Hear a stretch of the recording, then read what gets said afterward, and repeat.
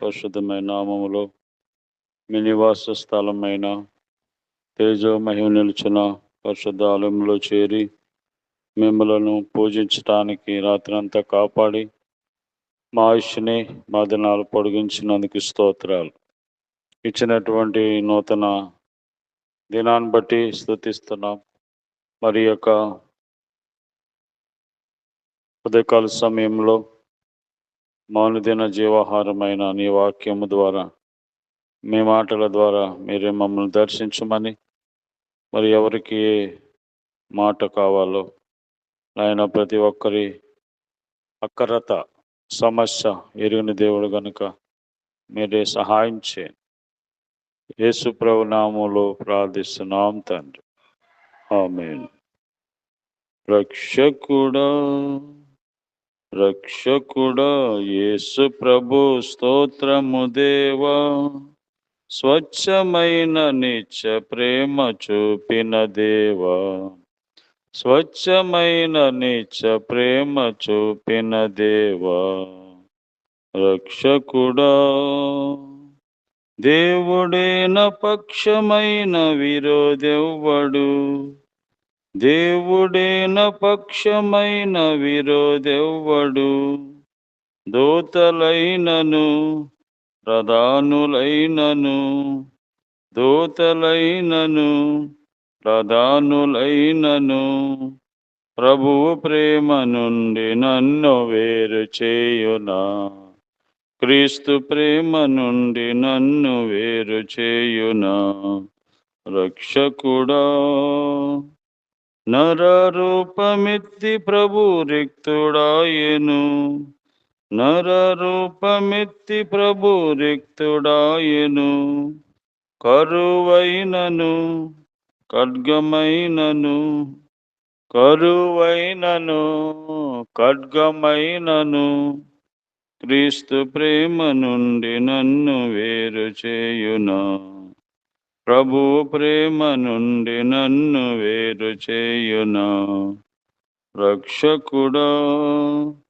రక్షకుడా యేసు ప్రభు స్తోత్రము దేవా, స్వచ్ఛమైన నిత్య ప్రేమ చూపిన దేవా, స్వచ్ఛమైన నిత్య ప్రేమ చూపిన దేవా, రక్షకుడా. దేవుని పరిశుద్ధ గ్రంథమైన బైబిల్ నుండి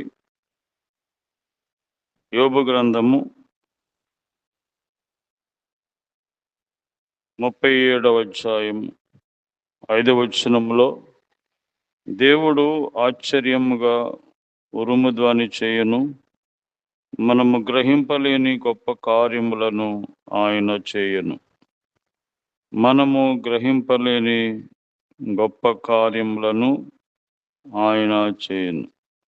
కనుక దేవుడు గొప్ప దేవుడు కనుక ఆయన గొప్ప కార్యములు చేసేవాడు.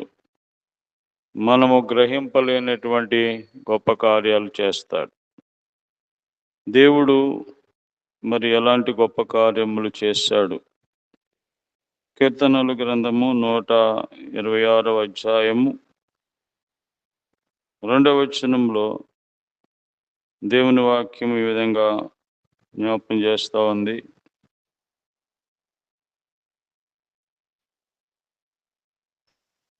యెహోవా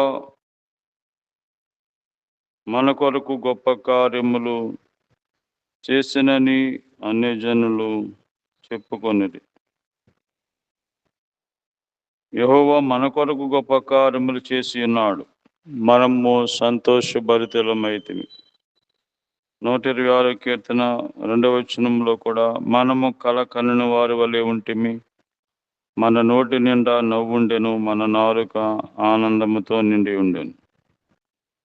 కనుక ఈ భాగంలో మనం చూస్తే ఇశ్రాయేలు అనేటువంటి దేవుని ప్రజలు చెరలో ఉన్నప్పుడు దేవుడు వారిని ఆ యొక్క శర నుండి విడిపించాడు.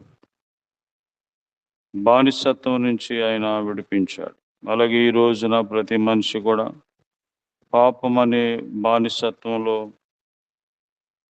జీవిస్తా ఉన్నాడు. ఈ పాపం అనే బానిసత్వం నుంచి దేవుడు మనల్ని విడిపించటమే గొప్ప కార్యం. ఈ కార్యమును ఏ మానవుడు చేయలేడు, దేవుడు తప్ప.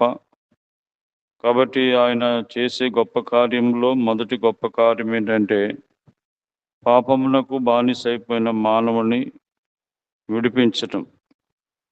పాపానికి బంధించబడిన వాడిని విడిపించటం. కాబట్టి ఉదయం లేస్తే సాయంకాలం వరకు ప్రతి మానవుడు కూడా పాపానికి, పాప కార్యాలకి బానిసైపోయి మరి బ్రతుకును పాడు చేసుకుంటూ, కష్టార్జితాన్ని వ్యర్థం చేసుకుంటూ మానవుడు జీవిస్తా ఉన్నాడు. ఇలాంటి బానిసత్వం నుంచి నీ బలముతో, నీ శక్తితో, లేకపోతే ఏది కూడా నిన్ను ఏ మతము కానీ, ఏ మనిషి కానీ నిన్ను విడిపించలేడు, యేసు తప్ప. కాబట్టి యేసు ప్రభువారు మనల్ని బానిసత్వం నుంచి విడిపించటమే గొప్ప కార్యం. తర్వాత వారు ఆ దేశంలో బాధల్లో ఉన్నారు. ఆ బాధల్లో నుంచి దేవుడు వారిని విడిపించాడు. అదే దేవుడు. అందుకని అక్కడ అన్ని జనులు అనుకుంటున్నారు, దేవుడు వీరి కొరకు గొప్ప కార్యములు చేశాడు. ఆ బాధకరమైన దేశంలో నుంచి విడిపించి సంతోషం ఇచ్చాడు. కాబట్టి దేవుడు బాధల నుంచి విడిపించాడు. శత్రువు పెడుతున్న బాధల నుంచి విడిపించాడు. కాబట్టి ఈ రోజున పాపమును బట్టి సాతాను మనుషులను ఎన్నో బాధలు పెడతా ఉన్నాడు. ఈ బాధల నుంచి విడిపించేవారు ఎవరు? దేవుడే. కాబట్టి మనలను బాధల నుంచి విడిపించడానికి దేవుడు ఈ లోకానికి వచ్చాడు. అది దేవుడు చేసిన గొప్ప కార్యం. ఇంకా మనం చూస్తే యావేలు గ్రంథంలో 2వ అధ్యాయములో, యావేలు గ్రంథము 2వ అధ్యాయంలో కూడా మనం చూస్తే 21వ వచనంలో, దేశమా భయపడక సంతోషించి కంతులు వేయుము, యెహోవా గొప్ప కార్యములు చేశాను. కాబట్టి ఇక్కడ దేవుడు చేసిన కార్యము, గొప్ప కార్యం ఏంటంటే భయము నుండి దేవుడు విడిపించాడు. కాబట్టి భయపడద్దు అంటే వారు భయపడుతున్నారు. దేవుడిని విసర్జించడం వలన ఆ దేశంలో కరువులు వచ్చాయి, కాటకాలు వచ్చాయి, వర్షాలు వచ్చాయి. కాబట్టి అంతా కూడా నాశనం అయిపోయింది. అలాంటి పరిస్థితుల్లో దేవుడు భయపడద్దు, దేవుడు మీరు కోల్పోయిన సమస్తం దేవుడిస్తాడు. 25వ వచనంలో, మీరు కడుపార తిని తృప్తి పొంది మీ కొరకు వింత కార్యము మిమ్మల్ని జరిగించిన మీ దేవుడైన యెహోవా నామమును స్తుతించినట్లు నేను పంపిన మిడతలను, గొంగళి పురుగులు అను పసర పురుగులు, చీడ పురుగులను నా మహాసైన్యము తినివేసిన సంవత్సరముల పంట మీకు మరలా ఇత్తును. కాబట్టి ఆ దేశంలో వారు అవిధేయత వలన మరి వచ్చిన కరువులు ఇవన్నీ కూడా తీసివేసి మరలా మరి నష్టపోయిన దాన్ని తిరిగిస్తానని దేవుడు వాగ్దానం ఇస్తా ఉన్నాడు. కాబట్టి భయము నుంచి విడిపించేవాడు. భయపడొద్దు, దేవుడు గొప్ప కార్యములు చేశాడు. మరలా మీకు దేవుడు తొలకరి వర్షము, కడవరి వర్షము ఇచ్చి మరలా మరి పూర్వ దినములను మీకు ఇస్తాడు దేవుడు అని దేవుడు వాళ్ళని జ్ఞాపం చేసుకుంటున్నాడు. కాబట్టి దేవుడు గొప్ప కార్యములు చేసేవాడు. కనుక మొదటిగా బానిసత్వం నుంచి విడిపించేవాడు, బాధల నుంచి విడిపించేవాడు, భయము నుంచి విడిపించేవాడు. కాబట్టి ఈ మూడాటిల్లో నీవు ఉన్నట్లయితే మరి ఇప్పుడే దేవుణ్ణి, ప్రభువుని ఆశ్రయిస్తే ప్రభువు నిన్ను ఈ మూడాట్ల నుంచి విడిపిస్తాడు. నీ విడిపించుకోలేవు, విడిపించుకునే శక్తి నీకు లేదు. కాబట్టి యేసు ప్రభువారిని శరణుజొచ్చి దేవా, నేను పాపిని, నన్ను క్షమించు నాయనా. నేను బాధల్లో ఉన్నాను, బానిసత్వంలో ఉన్నాను, భయపడుతున్నాను. నా పరిస్థితులను బట్టి నన్ను విడిపించు, రక్షించు అని చిన్న ప్రార్థన చేస్తే దేవుడు నిన్ను విడిపిస్తాడు, రక్షిస్తాడు, సహాయం చేస్తాడు. ప్రేమగల తండ్రి, దయగల ప్రభా, మరి గొప్ప కార్యములు చేసే దేవుడు, బానిసత్వం నుంచి విడిపించావు, బాధల నుంచి, భయము నుంచి విడిపించావు. దాన్ని బట్టి మేము స్తుతిస్తున్నాం. ఇంకా ఎంతోమంది వీటిల్లో బంధించబడి ఉన్నారు. వారిని విడిపించండి, రక్షించండి. మా దేశము, రాష్ట్రము, గ్రామ ప్రజలందరి కొరకు ప్రార్థన చేస్తున్నాం.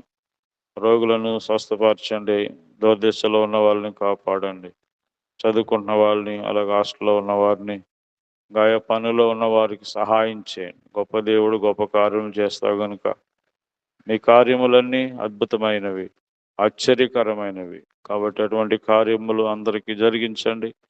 ప్రతి ఒక్కరితో మాట్లాడుతారండి, సహాయం చేయమని యేసు ప్రభు నామములో స్తుతించి ప్రార్థిస్తున్నాం తండ్రి.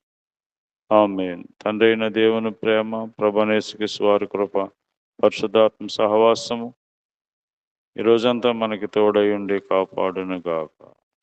ఆమేన్.